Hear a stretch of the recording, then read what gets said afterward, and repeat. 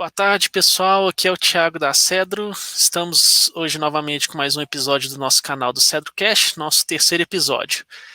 Só lembrando a todos, o nosso canal foi criado para poder disseminar aí conteúdo, informação sobre mercado financeiro, tecnologia e investimentos para os nossos clientes, parceiros aí também para os nossos cedrenses.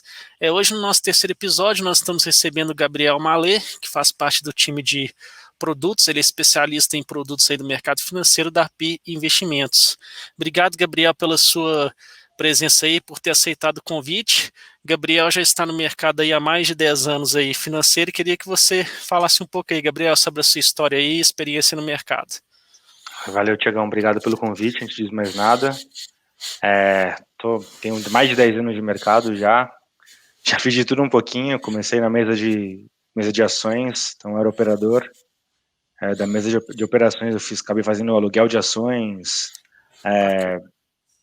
da mesa de ações eu acabei indo para a parte de renda fixa, então fiz muita plataforma de renda fixa em outras corretoras, já fiz a parte de oferta pública, de certificado de operações estruturadas, do COI, e hoje sou especialista de produtos dentro da API. Eu sou responsável pela parte de renda fixa e pelo projeto novo de renda variável dentro da API. Bacana, Gabriel. Obrigado, viu, pelo convite. E hoje, o nosso tema que nós vamos falar é justamente sobre investimentos, né? Hoje o nosso episódio vai falar sobre alguns tipos de investimentos em renda fixa e renda variável. Hoje, Gabriel, a gente está vendo um movimento aí dos brasileiros migrando, né, as suas operações aí da poupança, vindo para a Bolsa de Valores para outros tipos de investimentos. Hoje eu até vi uma reportagem que bateu recorde de novo aí de abertura de contas na Bolsa no último mês, e queria que você falasse aí um pouco, né, a pessoa hoje ela está num cenário aí de estar investindo na poupança, então ela quer migrar. O que seriam os primeiros passos para ela poder estar investindo? A maioria delas começam com esses tipos de produtos, justamente de renda fixa, fundos, até o próprio tesouro. Como que você vê isso daí? Acho que tudo depende de perfil também, né, Thiago? Uhum. Acho que o brasileiro ficou muito mal acostumado, né, principalmente com a taxa de juros lá em 2014 a 14, 15%, você tinha um rendimento de 1% ao mês sem fazer esforço nenhum. Então era muito fácil você conseguir esses rendimentos e o brasileiro acabou ficando mal acostumado com isso. Hoje, com a Selic a 3%, um DI a 2,90, se você não diversificar seus investimentos e de alguma forma se arriscar mais, você jamais vai conseguir rendimentos acima do esperado, vai ficar muito ali próximo do CDI. E aí as pessoas começaram a procurar muito a parte de renda variável, a parte de ações. Em março veio aquele tombo gigante, né, com a parte do Covid, toda essa quarentena, PIB do Brasil cada vez diminuindo nas projeções, e começou a ter um resgate gigante. Então, aquelas pessoas que eram de renda fixa, que eram mais conservadoras, que começaram a migrar para renda variável, no primeiro tombo já se assustaram e saíram de novo. Então, Elas acho que voltam novamente, né, para outros voltam para tipos de renda fixa investimentos. novamente. Eles acabam voltando para renda fixa novamente. Então, eu acho que o segredo é você montar uma carteira diversificada mesmo. Antes de qualquer coisa, você tem que entender o seu perfil. Se você tiver um perfil que é de fato conservador, cara, pelo menos você pode colocar pelo menos 5% numa carteira de ações, mas sabendo que você pode ter esse tombo gigante e é melhor você não se desfazer dessas ações. Pô, para quem está acostumado no mercado de ações, em vez de sair, comprou mais. Claro, se posicionou, né? Aproveitou o Exatamente. preço, as quedas. Você tem que fazer um preço médio de novo em cima das ações que você já tinha. Você estava com um preço, a ação caiu pra caramba, compra mais para diminuir o seu preço médio, acreditando que vai voltar. Que é o que está acontecendo, né? Hoje a bolsa já está batendo 93 mil pontos. Sim, Ela já está voltando tá aos patamares aí antes um pouco do início da crise, né? Exatamente, já está quase batendo 94 mil pontos. Deve estar indo no aftermarket agora, está em 93.800. Então já voltou muito. Voltou muito mesmo, da forma para onde ela tinha batido, para onde está hoje, já voltou muito. Só que os clientes que de fato eram conservadores, que começaram a investir em renda variável, tomaram aquele tombo muito grande, se assustaram e não vão voltar em renda variável tão cedo. Infelizmente, essa é a verdade. Então, acho que o segredo é você dividir em caixinhas.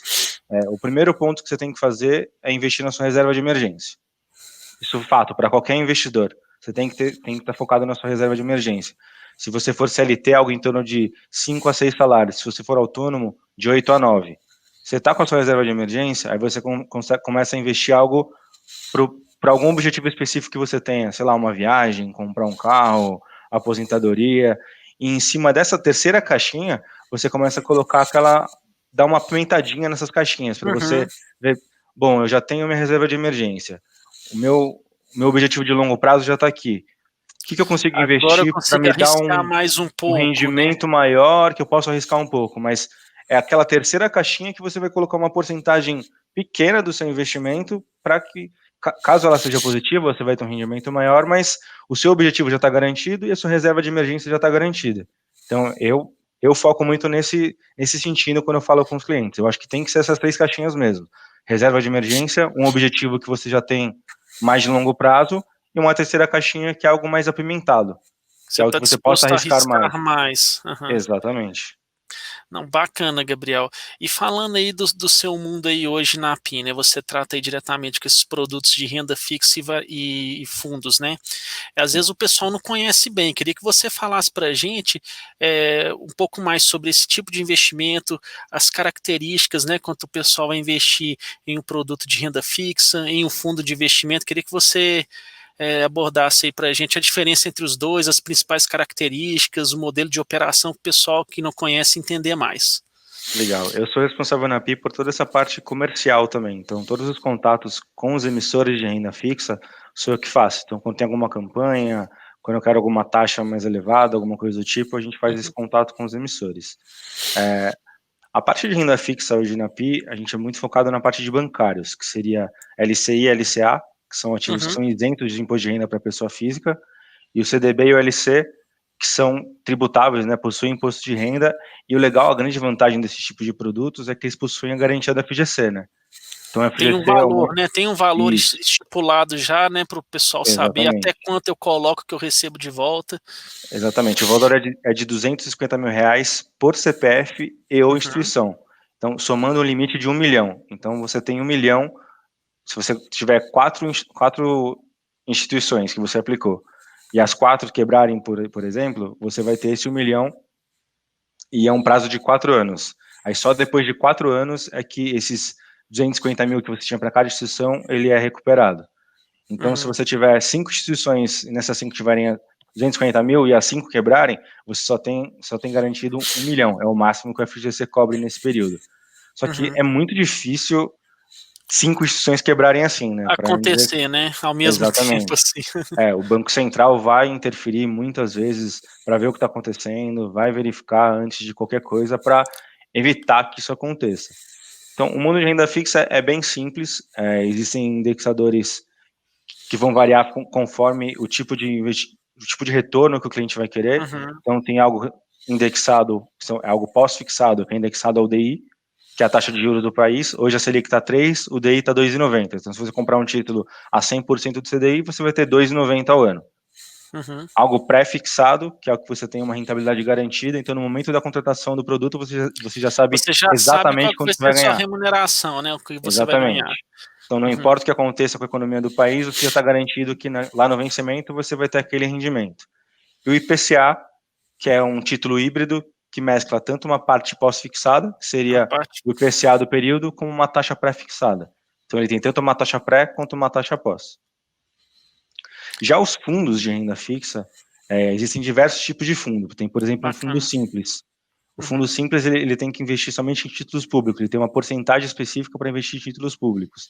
Aí você vai ter títulos de crédito privado. Então, cada fundo vai ter uma política diferente que tem que se adequar às regras de cada tipo de fundo. A vantagem dos fundos é que com um valor baixo você consegue ter uma carteira super diversificada. Então, você tem fundos a partir de R$ 500, mil R$ 50, reais, R$ 100, cinco mil R$ 1.000, reais. que você faz a aplicação no fundo de renda fixa e ele pode ter crédito privado, título público, inflação, vai ter um monte de coisa ali de renda fixa que, teoricamente, você está protegido, entre aspas, você está com uma carteira diversificada.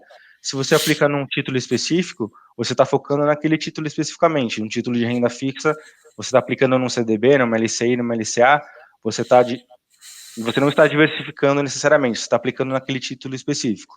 Já no fundos, você consegue toda essa diversificação. Então, um fundo de ações, por exemplo. Você não está Existem comprando uma quantos única ação.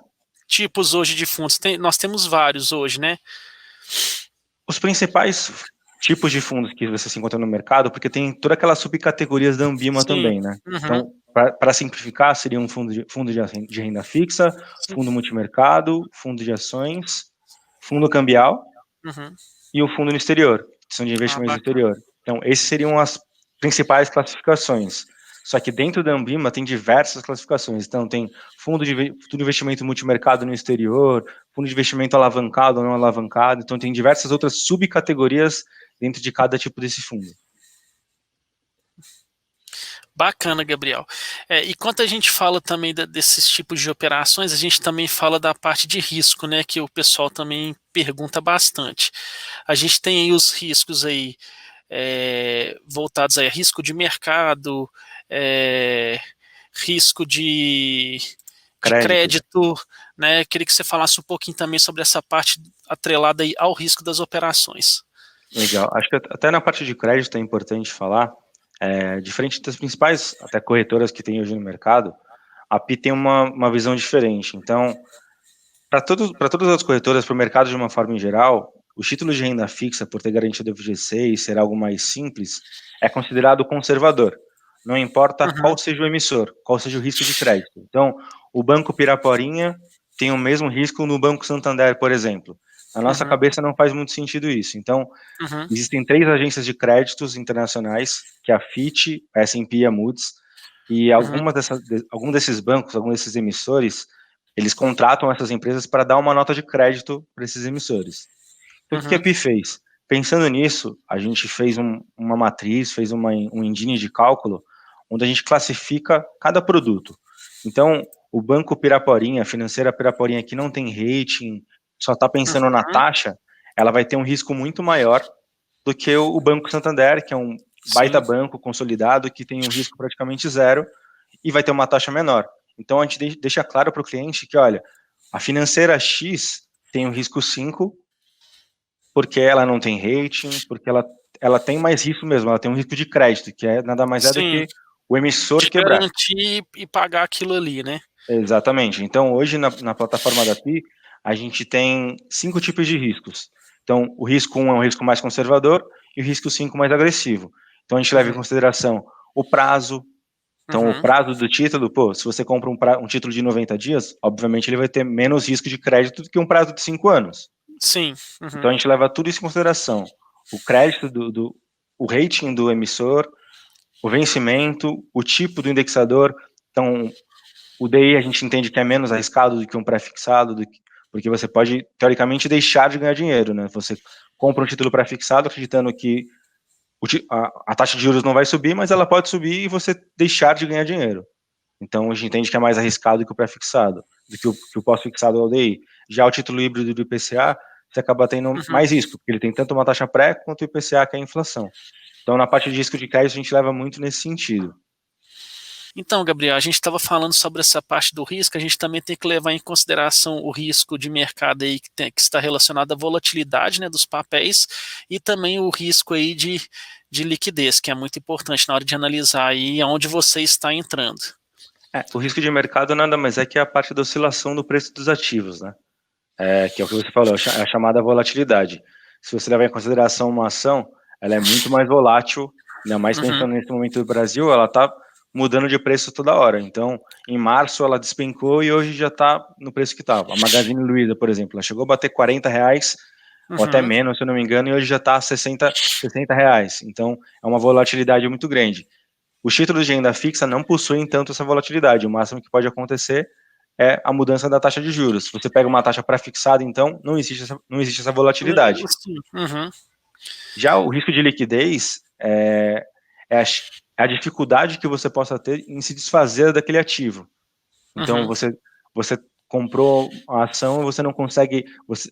As ações elas possuem um alto grau de liquidez, você consegue se desfazer quando você quiser. Então, por Você exemplo, vai agora se ter você comprar um compradores e imóvel. vendedores nas pontas aí, né? Exatamente. Agora, se você compra um imóvel, por exemplo, a dificuldade que você vai ter para vender quando você precisar daquele dinheiro do imóvel é muito maior do que, por exemplo, você investir em fundos imobiliários. Uhum.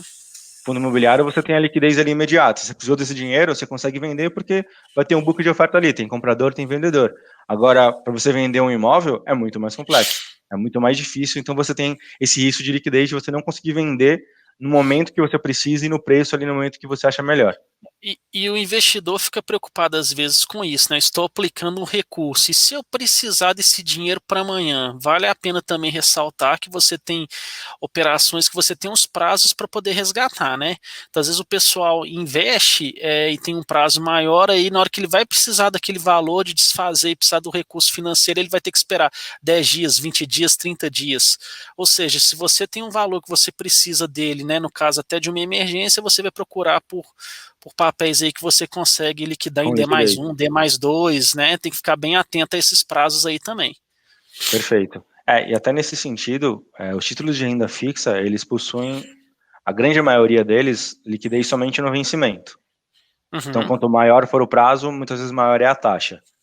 Só que a gente tem ativos de liquidez diária, existem CDBs de liquidez diária que você pode comprar hoje e resgatar amanhã, por exemplo.